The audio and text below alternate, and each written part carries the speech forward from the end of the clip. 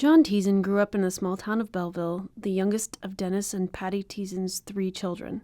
He was friendly, outgoing, a proud turkey farmer and football player who even at a young age had big plans to make others happy. In high school, not long after the September 11th attacks, Teasan met a Marine recruiter and decided, much to his parents' surprise, to join the Marines. He was, felt so very proud of that, just something that touched his heart on that, and that's just something he wanted to do. Despite his parents' misgivings about watching their son go off to war, John graduated from high school and exchanged his cap and gown for Kevlar and a machine gun. The son Patty and Dennis Teasan knew would never return. Teasan spent 7 months in Iraq in 2004 and 2005.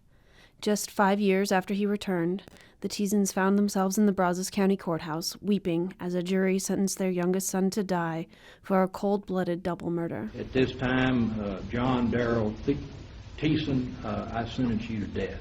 Now, Teasan is appealing his sentence, arguing his trial lawyers should have done a better job explaining his post-traumatic stress disorder to the jury.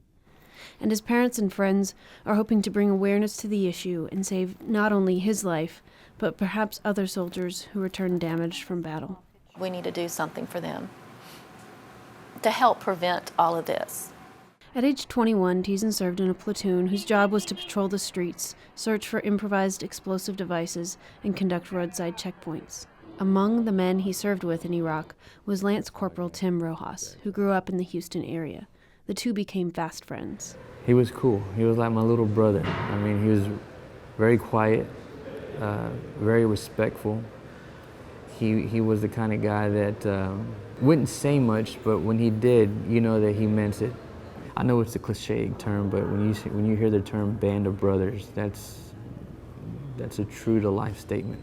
Their bond was cemented by the fear and horror they experienced daily in the battlefield. But one particular day changed the young men's lives forever. During a routine roadside checkpoint, a car came roaring toward their checkpoint, ignoring the Marines' warning to stop. Rojas gave Teasan, who was manning a machine gun on the Humvee's turret, the signal to shoot, and as the car's driver slumped over the steering wheel, the car stopped. The 4 Marines felt like heroes, figuring they had stopped a bomb on wheels that could have ended their lives. They didn't expect to see the young boy who got out of the car bloody, terrified, screaming, and running toward them. We all look at each other like, man, we went from the top of the world to just, it was a terrible feeling. In the battlefield, the men didn't much discuss that awful day after it happened. When you're there and you actually have a Kevlar on and you have a flak jacket that holds 210 rounds and your home is a Hummer, I mean, you don't have time to really process much. You're just machine mode, warlike mentality. But when you come home, it catches up to you, and I think that's where a lot of people get in trouble, and that's where a lot of people struggle. When John Teasan got home, his parents said, the terror of war began to catch up.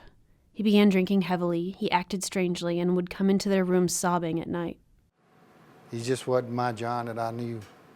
Finally, in August 2008, Teasan checked into a VA hospital, complaining of suicidal thoughts and hearing voices. Doctors there monitored him for 4 days, gave him a prescription for medication and therapy, and sent him home. And the doctor looked at me and told me that he'll be fine. And then 6 months later. One March night, about 6 months after his hospital stay, John Teasan snuck into the house his girlfriend Rachel Joyner shared with her brother Travis Joyner. Teasan was upset and jealous of the time Rachel was spending with another young man.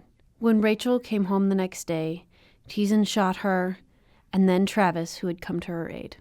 Teasan's parents remembered that terrible day, sitting across from their son in the Brazos County Jail. There was no words exchanged. It was nothing but just tears. We just sat there and looked at each other. And it wasn't him. The following year, a jury sentenced Teasan to death row for his crime.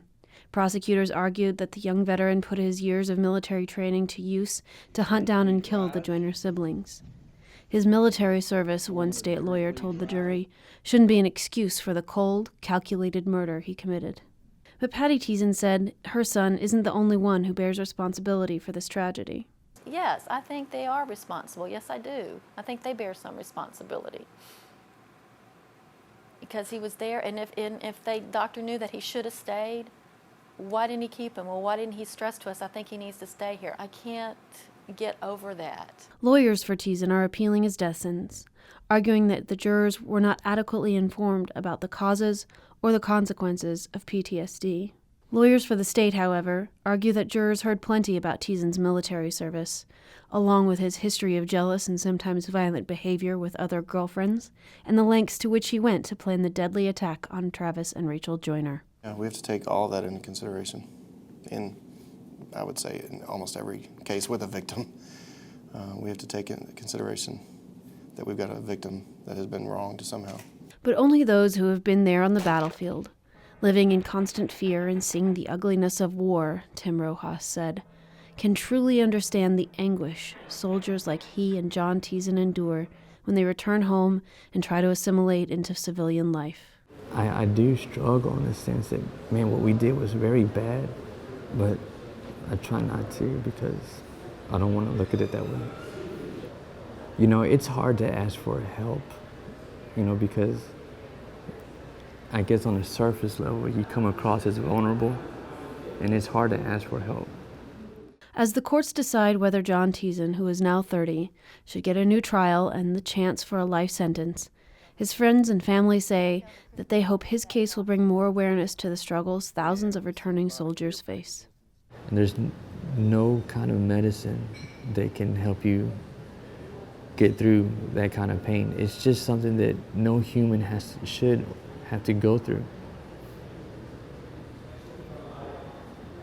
So does the military bear responsibility? I like the military. There's a lot of good things that can be taken from it.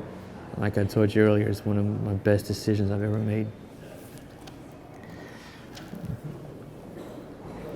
But do they bear responsibility? It's unfortunate that John bears it all, because I think I'd be more quick to say he shouldn't bear it by himself. No way. Nobody could do that. Nobody. I don't care how tough you are. I don't care if you have the best family. Nobody can do that by themselves. No way. There's no way he deserves to lose his life.